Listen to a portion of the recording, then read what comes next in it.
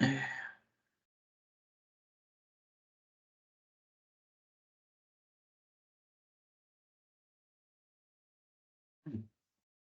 vou só esperar um pouquinho.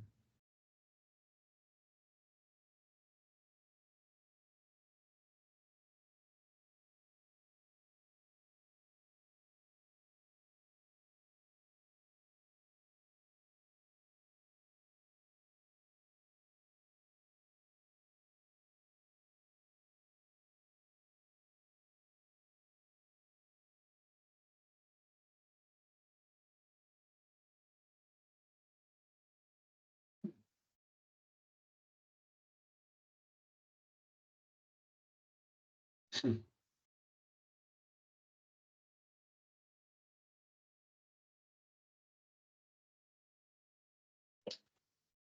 tá. Pessoal, eu vou abrir aqui a sala. Ok. Deixei aqui um minutinho a mais só para ver como é que estava. Vamos lá, então. Hum.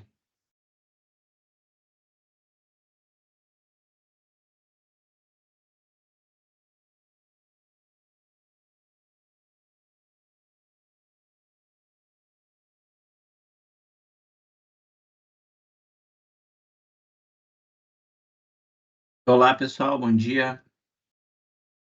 Olá, bom dia.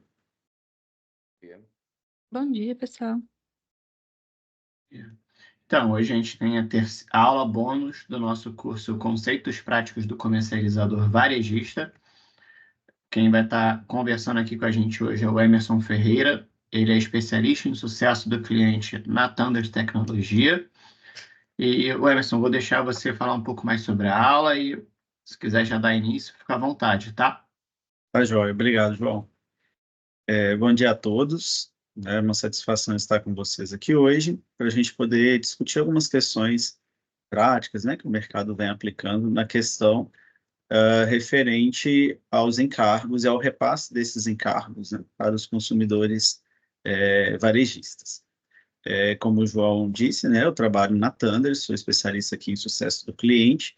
A Thunders é uma empresa que desenvolve, né, software como solução ali para o Mercado Livre, né? Então, nós temos diversos produtos para atender desde o trading, né, convencional do atacadista, empresas de gestão, geradoras, distribuidoras e agora também com o atendimento às comercializadoras varejistas. Para além disso, né, eu também sou engenheiro, né, engenheiro de energia, e tenho uma formação bem específica na área de energia de forma geral, né, de energia elétrica e energia de controle e automação também.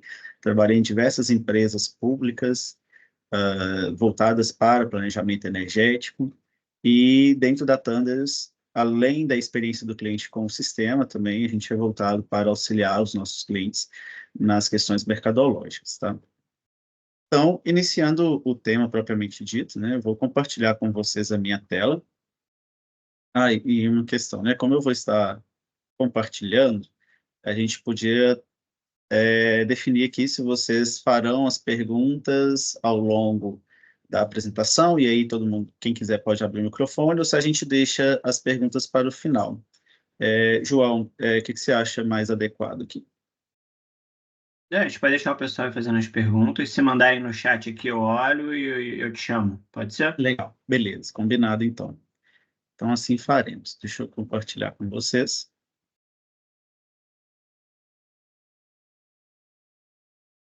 Quando estiverem vendo, me avisem, por favor. Estamos vendo aqui. Bacana. Bom, então essa é a nossa aula bônus, né, do curso de conceitos práticos do comercializador varejista, onde a gente vai tratar mais especificamente sobre a questão de encargos, tá?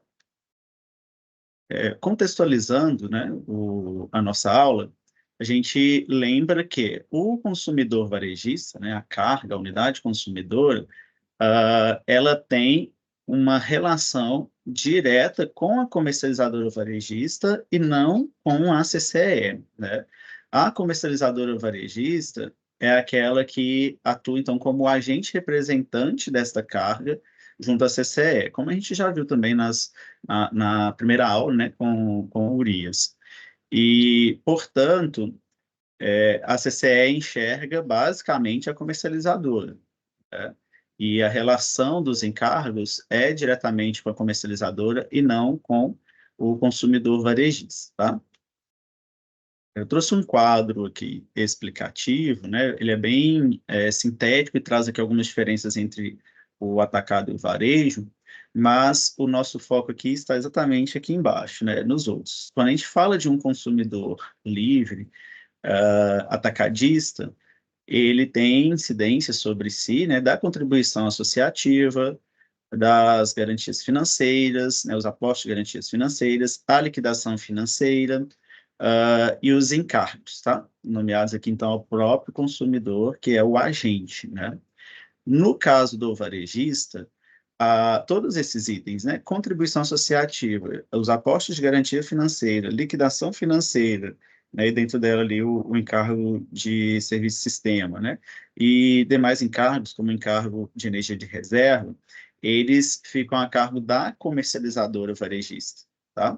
Então, a CCE transmite esses encargos para a comercializadora, né? E aí, a grande discussão é o que fazer com esses encargos, se a comercializadora vai assumir completamente ou não esses encargos, ou vai fazer algum tipo de repasse para os seus consumidores, tá? Então, se a gente pegar aqui como um exemplo, né? Eu tenho uma comercializadora varejista, ela tem aqui diversos perfis, e embaixo de cada perfil eu tenho um cliente, tá? É um consumidor, né? E esse cliente ele pode ter, inclusive, mais de uma unidade consumidora, mais de um medidor, tá? Então, neste caso aqui, a gente tem duas, aqui a gente tem três, e esses dois outros aqui têm uma unidade consumidora cada. Tá? Perante a CCE, basicamente, né, os encargos eles vão ficar aqui nessa esfera superior, né, hierarquicamente falando, né, com a comercializadora e referente aos seus perfis, e ela vai enxergar o consumidor, suas unidades consumidoras, como uma carga, né, pertencente a essa comercializadora. Então, os encargos, eles vão incidir só aqui nesses dois primeiros níveis, né? E os níveis mais inferiores, eles vão ser utilizados para as contabilizações, né? De quanto que está sendo consumido, né? Vendo ali a questão de perdas, a questão de inadimplência, de lastro e etc., tá? Então, como os encargos eles vão ficar aqui em cima, na esfera da comercializadora, a comercializadora ela pode arcar completamente com esses encargos ou pode repassá-los integralmente ou parcialmente para os consumidores, uma vez que os encargos serão calculados baseados nos consumos aqui de baixo, tá? De todas aquelas obrigações CCE que a gente viu, né, a gente percebe que no mercado está tendo um movimento, né, de repasse, basicamente, dos encargos de energia de reserva e encargos de serviços de sistema, tá? Então, a gente retira essas duas obrigações e repassa para o consumidor final. E existem diversas formas de se fazer isso. Algumas casas também acabam repassando parte da contribuição associativa, né? Ou como ele é retirado aqui de dentro da liquidação financeira. Tem casas, né, que repassam a liquidação financeira como um todo. Então, é bem flexível, né, os negócios como estão sendo comercializados hoje, tá? Bom, a gente pode cair aqui numa série de discussões, né, sobre se passa-se tudo, se repassa-se apenas um, ou um combinado entre um e outro encargo, né? Mas o mercado ainda está amadurecendo isso, né? Querendo ou não, é muito recente, né, a questão do varejista, grande parte dos consumidores migraram agora a partir dos que nós já temos, né? Migraram a partir de janeiro. Então, muitas comercializadoras ainda não começaram a operar com os varejistas, né? Algumas estão esperando para poder ver como que está acontecendo no mercado, para poder sentir se vai dar certo ou não, quais são os modelos. Aqui dentro da Thunders, a gente vê muita gente perguntando, né, como que está, se já tem aceitação, se está dando certo. Então, ainda é muito inseguro em alguns aspectos, até mesmo regulatórios, né? Então, é um processo que nós ainda estamos passando de amadurecimento, de forma geral, e recai também sobre a questão aqui dos encargos e das obrigações. E aqui a gente vai cair numa discussão de gestão de riscos, ou gerenciamento de riscos, né, por parte da comercializadora, que a gente vai tratar aqui um pouquinho também, tá? Então, falando desse gerenciamento de riscos, né, a gente consegue perceber algumas diferenças entre os produtos oferecidos, negociados hoje no mercado. Então, basicamente, nós temos a questão do preço definido e a questão da economia garantida. Tá? E algumas diferenças entre essas duas modalidades de contrato, né? Com relação ao preço definido, geralmente as comercializadoras conseguem dar um preço menor, né, sobre a energia para o consumidor final, e o consumidor ele assume o risco dos reajustes tarifários, né? Podendo, por exemplo, né, o reajuste tarifário ser muito pequeno ou menor do que o previsto e acabar esse preço, mesmo sendo menor, não ser tão compensatório, se a gente for olhar o percentual de economia, né? Então, o maior risco, no caso do preço definido, geralmente é para o consumidor. E como esse risco é maior para o consumidor, a comercializadora ela consegue, então, reduzir no preço, tá? Chegando aqui a um preço menor naquela contratação, né?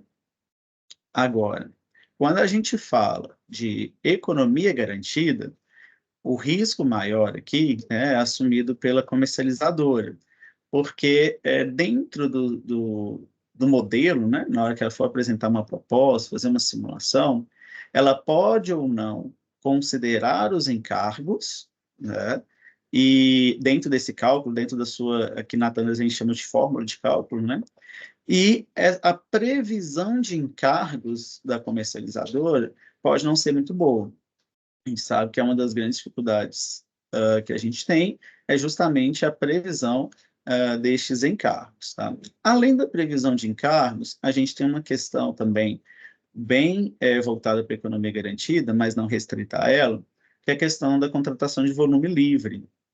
Então, geralmente, nos negócios de economia garantida, o consumidor final, ele tem uma contratação independente do quanto ele consumir, né? Então, a comercializadora vai entregar toda a necessidade de contratação dele, né?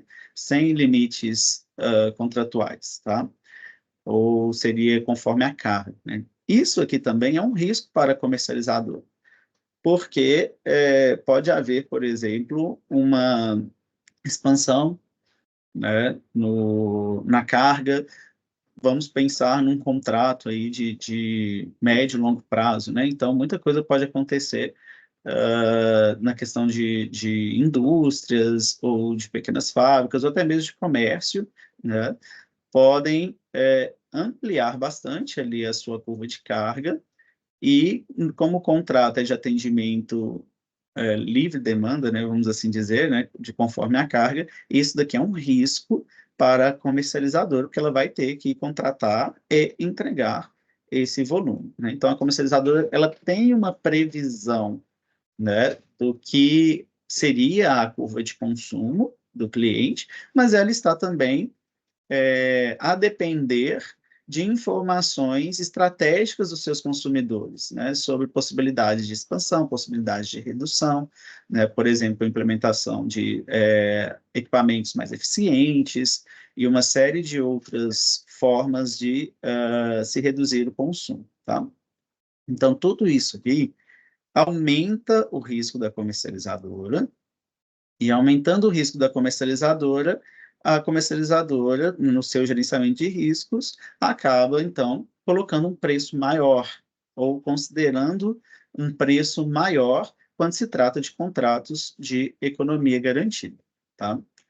É claro que essas questões de volume livre, a questão dos encargos, né? A gente ainda não está falando aqui do repasse, mas elas também impactam aqui no preço definido. Tem muitos produtos, né, de preço definido que também atendem com volume livre, tá? Então, com flexibilidade conforme carga, né? Contudo, é muito comum a gente encontrar no mercado conceitos já amplamente utilizados na atacadista, como, por exemplo, flex, limites de flex, tá? Curvas de saldos.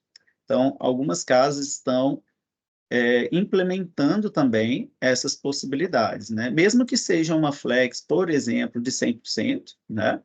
Então, ele podendo dobrar ali aquele volume previsto a ser contratado naquele período, né? Mas ainda assim estão aplicando ali a flex, dando uma limitada neste volume livre, tá? Que não fica mais livre, né? Fica um volume bem ampliado, mas ainda assim limitado a uma flex ali de 100%, por exemplo, tá? E aí, tem diversas formas de se tratar, no caso aqui do preço definido, o excedente, né? Então, supondo que eu tenho um contrato para atender o meu consumidor final, minha carga varejista, né? E ele ultrapassa ali o 100%. Ele dobre, né? O consumo dele, tá? A necessidade de contratação dele. E aí, dobrando a necessidade de contratação dele, ultrapassando, né, este limite, tem algumas casas, né, que, obviamente, não vão deixar este consumidor desabastecido, desatendido, né? Mas o que que elas fazem? Estabelecem contratualmente, e aí eu retomo aqui algumas questões que o Urias trouxe nas aulas, né, da semana passada. Isso tem que estar claro no contrato, né, o mais claro possível, o mais minuciosamente descrito possível, né? Elas acabam, então, cobrando um valor diferente, um preço diferente para esse excedente, tá? Da Flex, né? Como se fosse um contrato extra, né? Para os volumes ali que excedem aos limites de Flex estabelecidos. Então, é um modelo também que vem sendo aplicado, né? Bom, no caso aqui da economia garantida, voltando para esse tema, né? Lá na hora de considerar, né, o preço, né, os itens que vão compor o preço, quando eu garanto uma economia para o meu cliente, eu tenho a possibilidade de incluir ou não os encargos nessa consideração. Então, tomemos como premissa que o custo no ACL, que é o custo que deve ter o desconto garantido, né, deve garantir, ou melhor, deve garantir o desconto com relação ao ACR, o custo ACL ele é composto por três grandes parcelas, né? Ele é composto pelo custo da distribuidora, ele é composto pelo custo com os encargos, né? E ele é composto com o custo da energia, que é de onde vem o preço. Então, quando a gente trata aqui da economia garantida, o que que a gente está falando na verdade? Eu tenho um custo no ACR, né, previsto ou calculado, né, que basicamente é o custo com a distribuidora. E aí, em cima desse custo com a distribuidora, eu vou garantir para o meu cliente um determinado percentual de economia, né? Por exemplo, 20%. Tá? Então, eu tenho o meu custo ACR, sobre esse custo eu dou 20% de economia, eu chego no meu custo total que o ACL pode ter, né? Lembrando que lá no ACR, meu cliente, ele tem só uma fatura de energia, né? Só uma fatura, que é a de energia da distribuidora, e aqui no ACL, mesmo como varejista, ele vai ter, no mínimo, duas faturas, a da distribuidora e a fatura da energia. E a gente ainda vai tratar aqui um pouquinho mais para frente sobre a questão das notas de débito dos encargos, que também podem chegar a ele. Então, ele tinha uma única preocupação, um único pagamento, e agora ele vai ter no mínimo dois, né? Ele precisa entender que a soma destes pagamentos vai, ainda assim, ser vantajoso, porque vão garantir aquela economia que eu prometi para ele, tá? Só que, nos contratos de economia garantida, deve estar claro que itens vão ser considerados na definição desse preço, desse custo ACL como um todo, para que eu tenha o preço, né?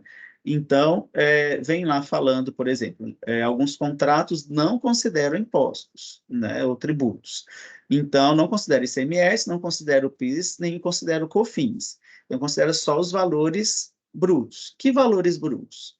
Atos de fio, né, a demanda, atos de encargos, é o consumo. No caso do cativo, considera a energia, né, a TE, considera a bandeira e basicamente isso, tá? No livre, além da TUS de FII e da TUS de encargos, ainda há a CDEs, né, CDE Covid, CDE escassez hídrica, né? E pronto, fechou. São só esses itens que serão considerados nessa economia. Então, olhando para estes parâmetros, eu vou chegar num determinado resultado que vai me dar o preço dessa economia garantida no mês a mês. Agora, tem outros modelos em que se incluem os impostos. Aí tem modelos que só se inclui o PIS e o COFINS, né? Tanto no cativo quanto no livre. Tem modelos que, além do PIS e COFINS, também se inclui o ICMS, né? Tem modelos que se consideram os reativos, se considera ultrapassagem. Tem modelos que lá no cativo considera-se o custo com gerador, né? E aí, no caso do livre, tem os modelos que também consideram os encargos, né? E aí podem ser todos os encargos e obrigações, ou podem ser apenas um, como eu disse ali, preferencialmente o mercado tem aplicado, o ER e o ESS, tá?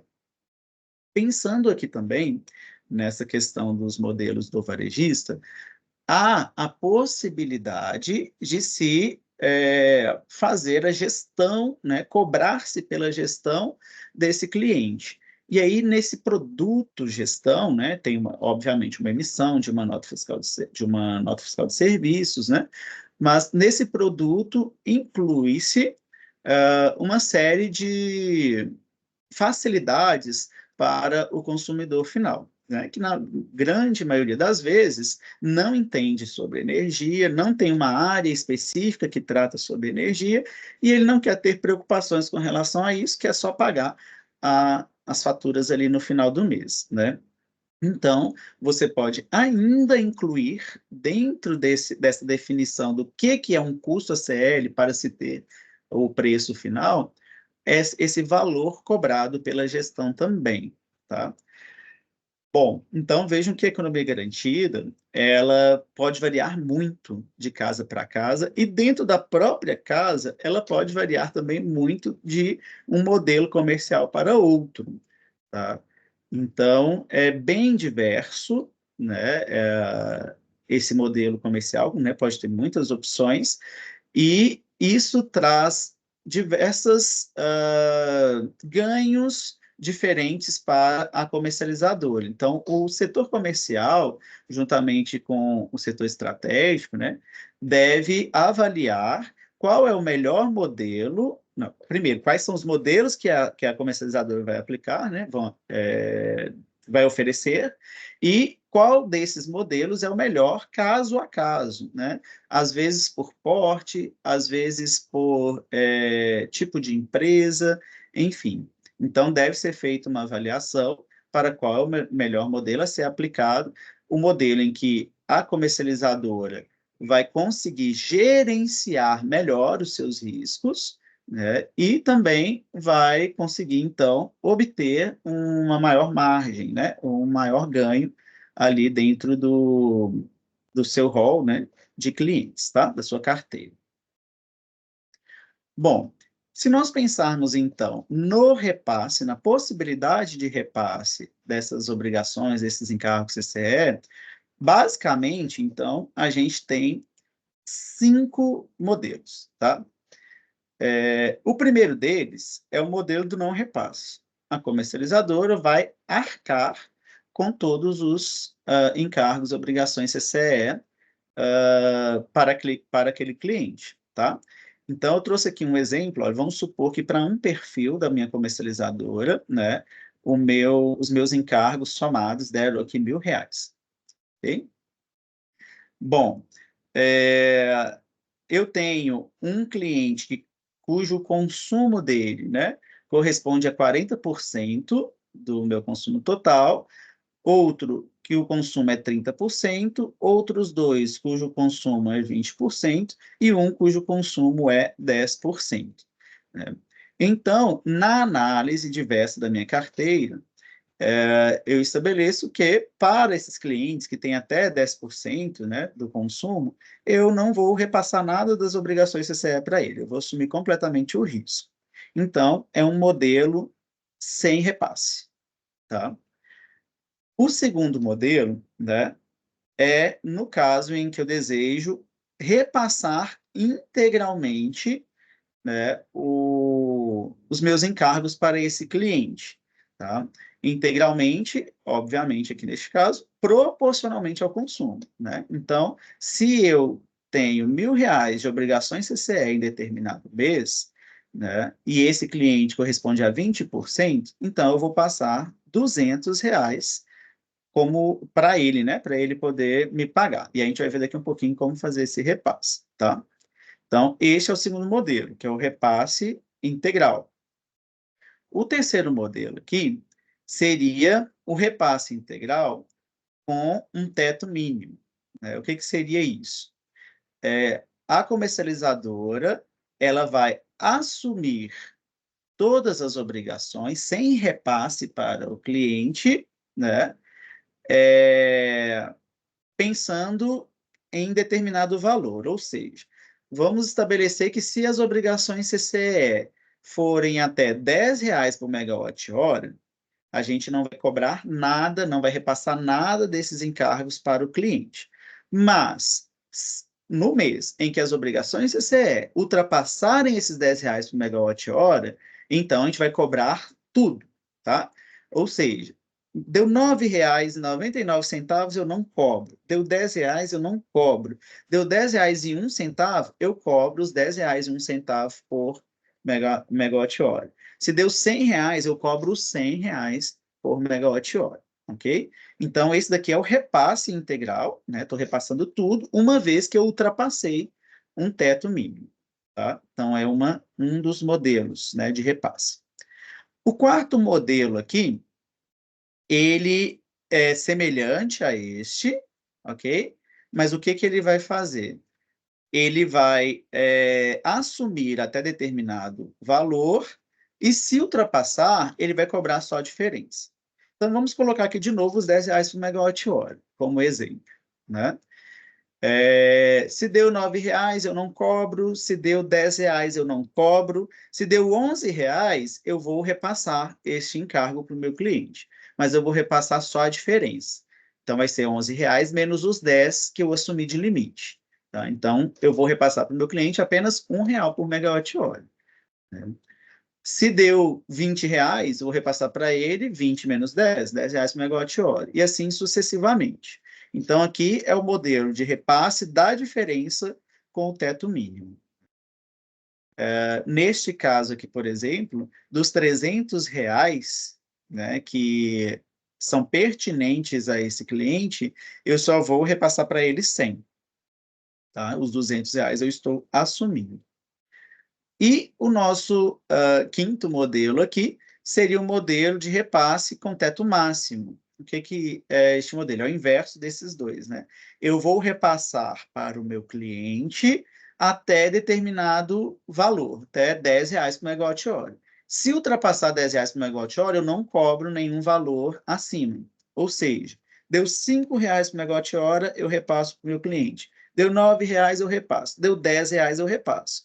Se der 11, eu vou repassar só os 10. Se der 15, eu repasso só os 10. Se der R$ 100 por megawatt-hora, eu só vou repassar os R$ 10 por megawatt-hora. Então, esse é o modelo em que eu vou cobrar todo o valor até que se chegue a um teto. Qualquer valor que ultrapasse esse teto, eu não repasso ele para o meu cliente. Tá? Eu assumo o risco do que ultrapassar, né, o teto estabelecido. Então, dos modelos que a gente tem visto no mercado, com relação ao repasse proporcional, né, nós temos essas 4 opções ou não repasse. Mas a gente ainda tem uma outra via, tá? Então, vamos pensar aqui na primeira via do não repasse, a segunda via do repasse proporcional, e a gente teria aqui uma terceira via, que seria o repasse fixo. Então, como que funcionaria isso? Eu estabeleço, né, um determinado valor por megawatt-hora para repassar para o meu cliente, ou um valor fixo também, tá? Então, independente daquilo que a CCE passar para a minha comercializadora, né, como obrigação, independente da proporção do consumo daquele cliente, ou seja, da contribuição dele para a contabilização desses encargos, né, eu sempre vou cobrar um valor X fechado. Ou uns R$ 10 por megawatt-hora, ou eu vou cobrar para ele dele R$ 200 fechado. Tá? Então, se proporcionalmente, né, dentro do que a CCE me passou, eu tiver que cobrar desse cliente R$ 50 no total, e eu estabeleci que eu vou colocar um valor fixo de R$ 200, eu vou cobrar dele R$ 200. Independente se o devido seria os R$ 50 ou se o devido seria R$ 1.000. Tá? Então, eu estabeleci um valor fixo, né? E aí, independente de quanto a CCE me passar, todos os meses aquele cliente vai ter um valor fixo a me pagar, uma parcela fixa com referência aos encargos. Bom, o que vai definir esses repasses, né? Se nós pensarmos, exceto aqui a questão do não repasse, todos os outros, tanto da segunda via, que são os repasses proporcionais, né, ao consumo, ou a via do repasse fixo, de um valor fixo, né, a gente está diminuindo o risco da comercializadora e está repassando esse risco, ou parte dele, para o consumidor final. Tá? Nesta negociação, né, o consumidor, deve ficar claro que o consumidor, lá no contrato, aí eu retomo aqui as questões que o Urias trouxe para a gente, né, como que vai ser feito esse repasse. Tá? Eu lembro que surgiu uma questão na aula 2, que era do caso em que tem artigos divergentes dentro do contrato, né? Então, tem lá, por exemplo, um artigo principal falando que o cliente não vai assumir, ou que a comercializadora vai assumir os encargos das obrigações CCE, né? Vamos colocar que vai assumir as obrigações CCE. Mas aí tem um artigo lá na frente, em algum lugar escondido, ou um parágrafo, ou algo nesse sentido, falando que, em caso de ultrapassagem do valor X por megawatt-hora, será repassado para o cliente. Tá? E, às vezes, o cliente não entende ou não leu mesmo o contrato, e aí, de repente, chega para ele lá, por exemplo, uma nota de débito, e ele pode questionar essa nota, se ele vai pagar ou não, se ele tem que pagar ou não. Então, quanto mais claro isso estiver no contrato, melhor, tá? E pensando nisso também, eu comentei aqui sobre as empresas de gestão, né? As empresas de gestão, ou mesmo a comercializadora varejista que vai prestar a gestão para o seu consumidor final, geralmente elas assumem dentro do processo, assumem o processo de migração, né, junto com o cliente, e assumem também ali a responsabilidade de leitura e interpretação dos contratos. Né? Então, às vezes o cliente não tem a expertise ali, não tem ninguém da área de energia, não tem um advogado da área de energia, algo nesse sentido, para entender os termos, entender todas as situações. Então, às vezes, a própria empresa de gestão oferece né, esse serviço incluído dentro da gestão, tá? Não é obrigatório, obviamente, né, mas é comum no caso da cobrança de gestão. E aí essa gestão, ela vem dentro todos os meses, né, sendo cobrado do cliente, ela pode também ser incluída dentro do custo do ACL ou não, para o caso das definições de economia garantida, ok? Bom, então aqui a gente está falando dos repasses, né, proporcionais das três vias que a gente comentou, né, ou fixos ou não repasse dos encargos, tá? Basicamente, isso daqui é quando a gente vai emitir notas separadas, tá? Então, quando não vai vir embutido no próprio preço. Aí a gente vai ver agora um exemplo de como trazer, né, embutido no próprio preço os custos dos encargos. Então, eu trouxe aqui, uma curva de preço, né, na hora de fechar o negócio, qual que é a previsão do preço de venda, sem considerar encargos, tá? Para o preço fixo. Então, eu tenho aqui um semestre a R$ 100, né, por megawatt-hora, e o segundo semestre a R$ 120, com a média aqui em 110. E a previsão de encargos, e aí existem diversos modelos de previsão de encargos, né? Usar os mesmos valores referentes ao ano anterior, usar a média, né? Média móvel, ou usar ali alguns outros parâmetros, por exemplo, análise de 3 anos, de 5 anos, né? Tem muitos modelos que podem ser utilizados, mas então é feita a previsão de encargos, né? Então, a previsão de encargos mês a mês durante esse ano e a média dos encargos. Então, se a gente pensar, né, que eu tenho uma unidade de energia, tá? Um megawatt-hora, por exemplo, né? E que esse é o preço por megawatt-hora, e esses são os encargos por megawatt-hora, ao fim deste ano, né, que eu estou prevendo, eu arrecadaria 1.320, né, da minha venda de energia, e eu teria que pagar, né, R$ 170 dos encargos, do somatório de encargos, ok? Então, isso aqui eu teria que assumir, né?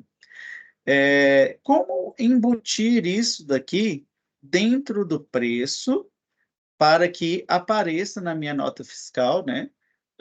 Eu emito só uma nota, que é a nota de energia, já com esse encargo embutido. Então, tem aqui algumas formas, tá? A primeira delas é eu usar o preço base, né, somado com essa projeção de encargos. Então, é um mais o outro, ok? Então, mês a mês, né, eu teria estes preços aqui diferenciados, porque eu tenho os encargos diferenciados previstos em cada mês.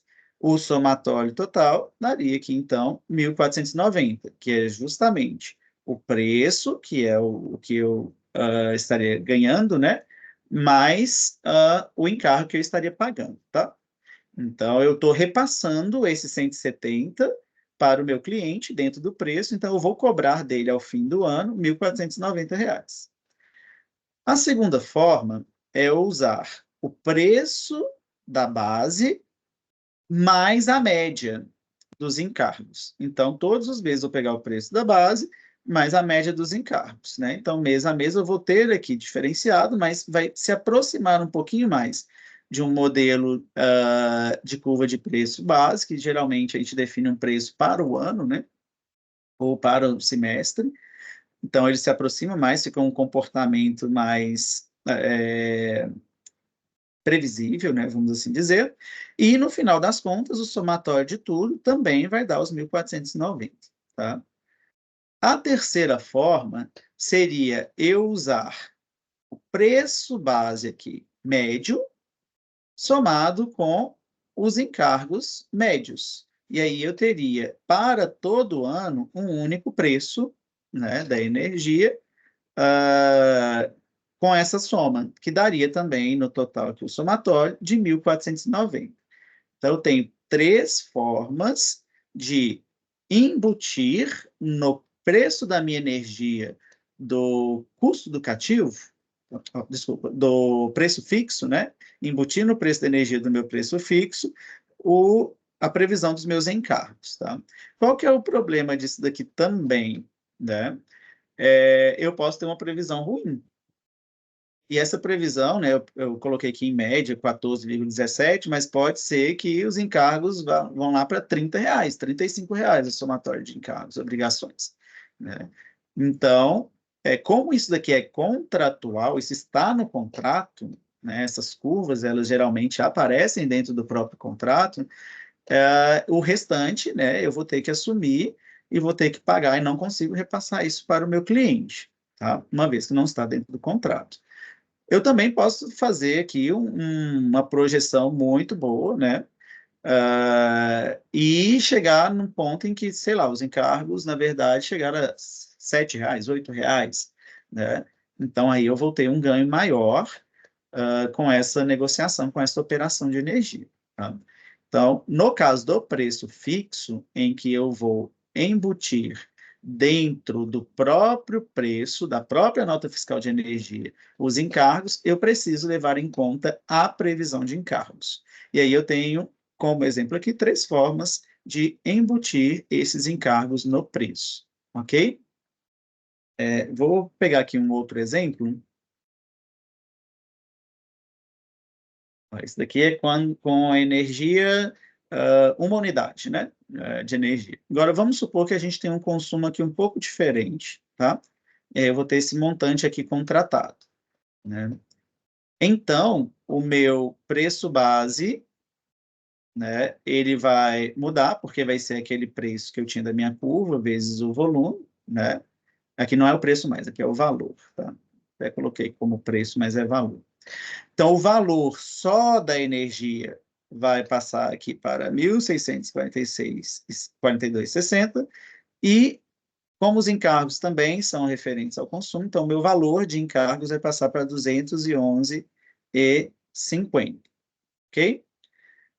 Ora, se eu resolver, então, incluir essa minha projeção de encargos de acordo com essa curva de consumo, né, que é a curva de contratação do meu cliente, dentro do preço, naquelas 3 formas, então o meu preço vai sair no final do ano, né, de 1.642,60, o valor total que eu vou arrecadar de 1.642,60 para aproximadamente aqui 1.854,10, se eu considerar o preço base e a projeção de encargos, vai para 1.855,15, se eu considerar o preço base mais a média da projeção de encargos, e vai para 1.862,55, se eu considerar a média do preço, né, do valor base, mais a média dos encargos, ok?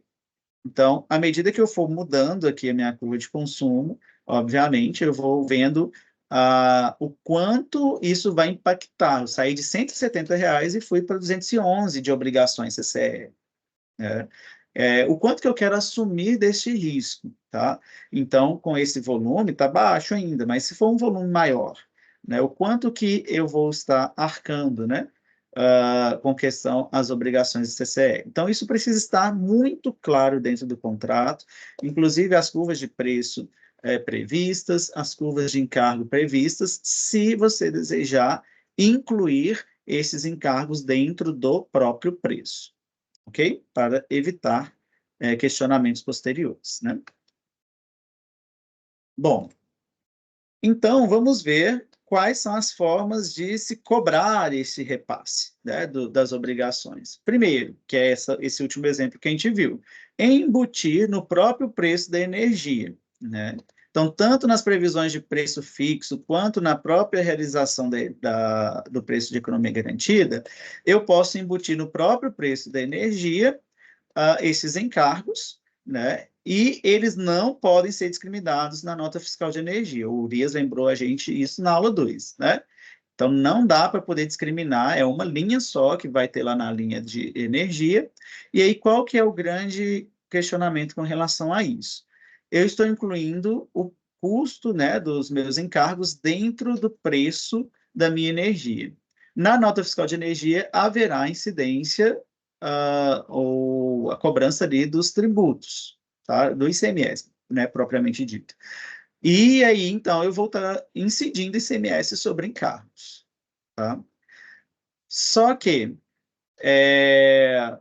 essa opção, né, de incluir essas obrigações CCE, ela como é que eu vou dizer? O Urias até respondeu isso para a gente também, ela não é ilegal, vamos assim dizer, porque eu acordei que o preço é esse, né? Eu não estou cobrando nada indevidamente, está no contrato. Eu acordei que o preço vai considerar o encargo dentro dele. Né? Então, é uma negociação. É na hora de eu definir o meu preço. Tem diversas formas de você definir um preço, se a gente pensar em comércio, de forma geral. Né? Você vai colocar o seu lucro, você vai colocar o custo de mão de obra, você vai colocar o custo de aquisição, enfim. Tem muitas formas de você definir um preço. E, no caso aqui, você está definindo que vai entrar o encargo. Tá? Só não pode estar definido na nota discriminado na nota fiscal, tá? No caso da economia garantida, como é que a gente vai embutir este custo no preço? Basta eu não considerar na minha fórmula de cálculo as obrigações CCE. Então, na hora de olhar lá para o custo ACL, eu dei uma economia garantida, né? Eu tenho um ACR, ele vai dar uma economia garantida de 20%, então o máximo do meu custo ACL vai ser o ACR menos os 20%, tá? Dentro desse custo ACR, lembram que tem 3 parcelas, né? Tem o custo da distribuidora, o custo com os encargos e o custo da energia. O custo com os encargos, neste caso, eu não vou considerar, ele vai ser zero. Então, eu vou ter o custo com a distribuidora, que é igual nos dois casos, mas o meu custo com a energia vai aumentar, ou seja, eu aumento o preço da energia. Tá? E aí, eu repasso, então, esses encargos, né, essas obrigações, dentro do próprio preço. Agora, uma segunda forma de se fazer esse repasse, né, é por meio de emissão de notas de débito, onde não há incidência de ICMS, né? Então, eu posso emitir essa nota de débito de forma única, uma única nota, contendo todas as cobranças de todos os repasses que eu defini, das obrigações CCE. Então, vamos supor que eu queira repassar o ER e o ESS. Então, eu vou ter uma única nota de débito, incluindo os valores referentes ao ER e ao ESS daquele mês que eu estou repassando, sejam dentro daqueles modelos que a gente viu, né, proporcionais ou valores fixos, tá? A segunda e a terceira via, né? Com uma única condição de pagamento, independente de quando vai ser divulgado o valor oficial pela CCE. Então, eu estabeleço uma condição de pagamento, né? E aí é uma nota só, tá? Uma nota de débito só. Agora, tem uma segunda maneira desse repasse, né, que é por meio de uma nota de débito para cada obrigação CCE que eu desejo repassar. Então, se eu vou repassar ER, ESS e contribuição associativa, eu vou emitir 3 notas de débito, cada uma considerando uma obrigação. E aí eu posso ter, inclusive, condições de pagamento diferentes para cada uma dessas notas de débito, e posso ter também, e aqui tanto se for uma nota única ou notas múltiplas, eu posso ter condições de repasse diferenciadas. Então, eu posso, por exemplo, para o ER e para o ESS, passar proporcionalmente considerando um teto, né, um teto que eu vou arcar, e repassando só a diferença. E no caso da contribuição associativa, eu posso repassar integralmente, né, o valor proporcional ao consumo. Ou eu posso repassar integralmente o ER e o ESS, eu vou repassar com um teto mínimo, e a contribuição associativa eu vou repassar um valor fixo todos os meses. Posso fazer isso também. Né? E aí eu vou caracterizar esses repasses, essas características desses repasses, dentro das condições de pagamento estabelecidas para cada uma dessas notas de débito. Né? Aqui na Thunders, por exemplo, a gente consegue fazer todos esses modelos. Inclusive, a gente emite as notas de débito, sejam elas únicas, sejam elas múltiplas, a gente consegue estabelecer as regras específicas para cada obrigação que eu desejo repassar e consegue também estabelecer condições de pagamento específicas para cada obrigação que eu desejo passar. E aí a gente faz esse repasse via emissão de nota de débito. Você pode criar um modelo, né, de nota de débito, uma minuta de nota de débito, e aí a gente faz a emissão. Ok? Da mesma forma, no caso aqui do preço de embutir, né, o preço, os encargos dentro do preço, seja de economia garantida, seja de preço definido, a gente também faz isso dentro do sistema, facilitando o processo. Se a gente pensar em fazer isso à mão, sem o sistema, agora que sejam poucas unidades varejistas, né, ainda até daria para fazer alguma coisa à mão, embora o trabalho seja um pouco moroso, tá? Mas se a gente pensar na expansão do mercado, né, e nas possibilidades de migração, então, quando a comercializadora tiver ali 1.000, 2.000, 3.000 unidades consumidoras abaixo dela, não dá para fazer isso daqui manualmente todo mês, né? Ficar pegando nota a nota, ou consumo por consumo, e avaliando se vai fazer nota de débito ou não, se vai embutir no preço ou não, se vai ter repasse de obrigações ou não. Não dá para fazer isso daqui. Né? Então, pensando em escalabilidade, é necessário ter um sistema para se fazer isso. Né? E um sistema como a Thunders, aqui, por exemplo, que a gente já consegue estabelecer todos estes processos de repasse dentro do sistema. Tá? Bom, tem um detalhe aqui que eu gostaria de lembrar, né? Muitas vezes, a comercializadora varejista, ela nunca fez, nunca foi uma empresa de gestão.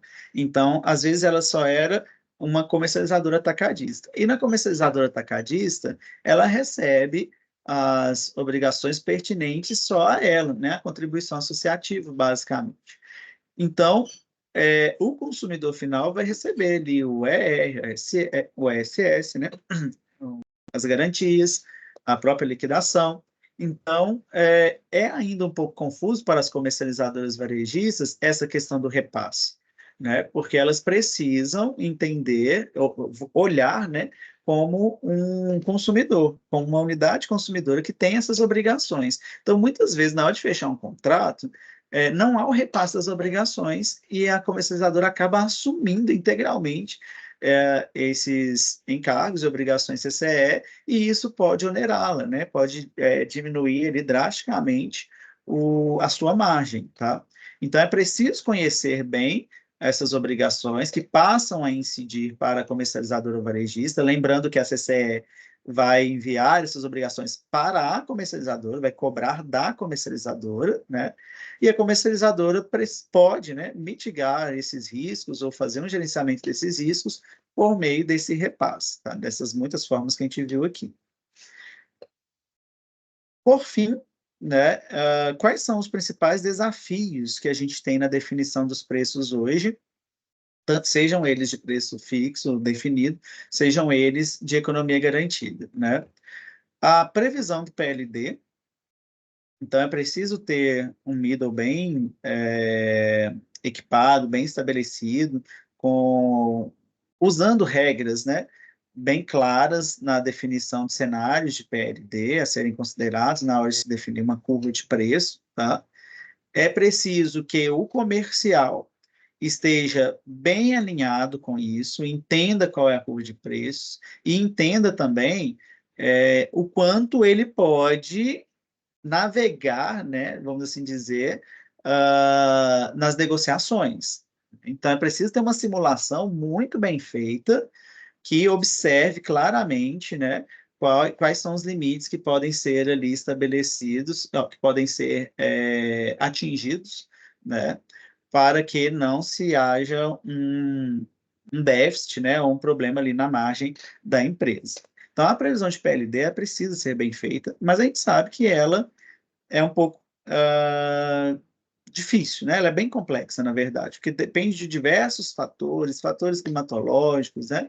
Um monte de outras questões que devem ser levadas em consideração aqui, e o erro, né? A possibilidade de erro é grande se não forem, se não se atentarem, né, aos parâmetros corretos, tá?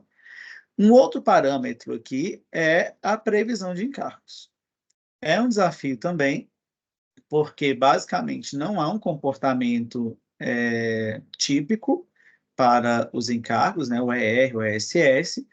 É bem complexo o mecanismo, né, de análise dessas obrigações. Geralmente precisa-se de um cenário bem grande, né, um cenário ali de 5 anos no mínimo, para se conseguir observar uma possibilidade de comportamento padrão, tá? Mas tanto o ER quanto o PLD, né, eles têm a ver ali com a disponibilidade de reservatórios, né, com a vazão dos reservatórios também, além de outros itens, né, a entrada de termoelétricas, enfim, um monte de outras situações que ultimamente têm ficado cada vez mais imprevisíveis. Então, os modelos climatológicos mesmo têm mudado, né? Porque a gente tem passado por grandes períodos de seca, muito maiores do que se passava há alguns anos atrás. É, Outros períodos de muita chuva. Geralmente, os períodos de muita chuva estão sendo mais curtos, mas mais intensos, né? Então, tem variado bastante. E os ciclos têm retornado aí mais ou menos de 3 em 3 anos, né? Então, de 3 em 3 anos tem uma grande seca, né? Que tem se ampliado, está partindo ali não só durante o inverno, mas adentrando bastante o verão e iniciando bem ali no início do outono, tá? Então, cada vez mais está se ampliando esse período de seca, principalmente nas regiões de reservatórios, né? E vai impactar bastante aqui tanto no PLD quanto nos encargos, e isso dificulta um pouco o processo de previsão, né? O que dificulta também um pouco a assertividade na definição dos preços, principalmente o preço fixo, tá? Então, a definição de preço passa por esses desafios, além de muitos outros, mas acredito que esses sejam os principais, né? Tem aqui questões tributárias que também podem ser envolvidas, mudanças, né, tributárias nos estados. Hoje, nós temos ainda uma certa insegurança regulatória, a gente viu, né, o Irias trazendo para a gente questões que ainda estão sendo debatidas, questões que ainda estão sendo avaliadas, né, as questões das interferências do regulador, né, como que isso vai se desencadear, né, daqui para frente, ainda é bastante misterioso. Então, isso dificulta um pouco a definição do preço, né? A gente discutiu isso nas aulas também da semana passada, essa questão de ter uma previsão errada e colocar lá uma economia para o cliente de 40%, 45%, né? E depois ver que não foi uma análise bem feita, e aí acaba trazendo problemas para a comercializadora isso, tá? Então, muitas vezes até uma possibilidade ali eu acho que até no melhor dos casos, né, uma renegociação contratual, tá? Mas nem sempre isso é possível, acaba indo para discussões mais profundas ali, legalmente falando, né? Então, o grande desafio hoje é a definição do preço, que está intimamente ligado na previsão de encargos, intimamente ligado na previsão do PLD, que vai justamente dizer se o modelo ideal a ser aplicado é o de preço fixo, o modelo ideal a ser aplicado é o de economia garantida, deve-se repassar os encargos ou não? Como repassá-los, né? Quais das vias a gente vai utilizar de repasse de encargos, né? Vias mais conservadoras, com repasses fixos, né? Ou vias mais flexíveis, considerando ali assumir-se o risco até determinado valor, né? Um teto mínimo, tá? Enfim, tudo isso aqui, todas essas definições vão depender desses 3 itens, basicamente, que culminam, no fim, aqui na definição dos preços, tá? Bom, aqui dentro da Tandes também, a gente tem um modelo, a gente pensou bastante nessa questão, né? A importância do comercial, a importância de se fazer uma boa simulação para se ter uma proposta que gere uma boa margem, né, para comercializador varejista, e a gente tem, então, também a possibilidade de fazer a simulação tanto do preço fixo, quanto o preço determinado, quanto da economia garantida, considerando, inclusive, ali qual que é a margem esperada para cada mês, né, comparando-se os preços de venda com os cenários de compra do mercado, né? Então, qual que é a margem esperada mensalmente para aquela operação, né, a margem total ao longo do período, possibilitando ao comercial analisar, talvez a margem aqui em tal período seja pequena, mas a gente tem uma previsão de melhoria, de melhora, né, no PLD. Então, se o PLD tiver um custo menor, a gente vai poder comprar energia mais barata e a gente aumenta a nossa margem. Então, tem essa visão bem ampla dentro do nosso módulo de simulação, que a gente fala, né? E no caso da economia garantida, ainda é possível estabelecer um percentual de economia, né? E um range a ser avaliado. Então, eu quero vislumbrar aqui dentro da casa a gente está dando em média 20% de economia por cliente. Então, eu estabeleço uma simulação para 20% e um range de 5% a mais, 5% a menos, para que eu possa verificar, né? E podendo avaliar mais de uma fonte, obviamente, né? Mais de uma fonte de energia.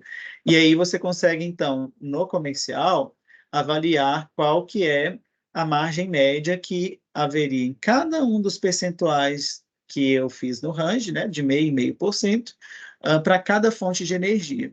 Qual que é a minha melhor opção, qual é a minha pior opção e aonde eu tenho que me limitar, né? Qual é o lugar em que eu posso navegar aqui com tranquilidade, sem riscos de redução drástica da margem para a minha comercializadora. Beleza? Bom, então, pessoal, é isso, né? O que estava previsto, e agora a gente abre para perguntas, para questionamentos, para entender também como vocês têm visto isso no mercado. Se vocês quiserem trazer uma contribuição para todo o pessoal que está vendo, fiquem à vontade, tá bom? Vou parar de compartilhar aqui agora, vamos ver se tem algum questionamento.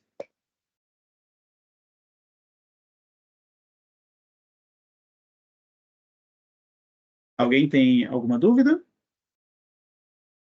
Está claro para vocês?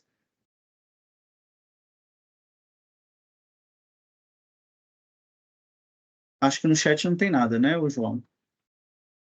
Não tem nada não. Hoje o pessoal tá mais tímido. É, pode ser duas coisas, né? Ou todo mundo entendeu tudo perfeitamente, ou ninguém entendeu nada. Espero que seja a primeira opção. Legal, Fabiana, obrigado, viu? Bom, então é isso, né? João, se você quiser encerrar, eu já agradeço a todos pela participação. Espero ter ajudado, ter contribuído, né? Nós da Thunder estamos super disponíveis para outros esclarecimentos. Também para quem quiser, né? Quem não conhece, quiser conhecer a nossa plataforma, ter uma apresentação, né? Mais profunda dentro do próprio sistema, estamos aí super disponíveis, né? E, para, além disso, também, para conversar mais sobre o assunto, às vezes entender algum modelo diferente que não foi exposto aqui, tá? Eu fico bem à vontade, bem disponível, né? E falo em nome da Thunder de forma geral. Estamos aí para poder conversar e ajudar o mercado como um todo neste período de tamanha incerteza, né? Até que tudo fique bem estabelecido, a gente passa por muitas inseguranças. Mas é isso. Obrigado a todos. Muito obrigado, Emerson. Pessoal, então foi isso, tá? A aula bônus. Uma boa terça-feira a todos e até a próxima. Isso aí. Obrigado. Tchau, tchau. Tchau, tchau.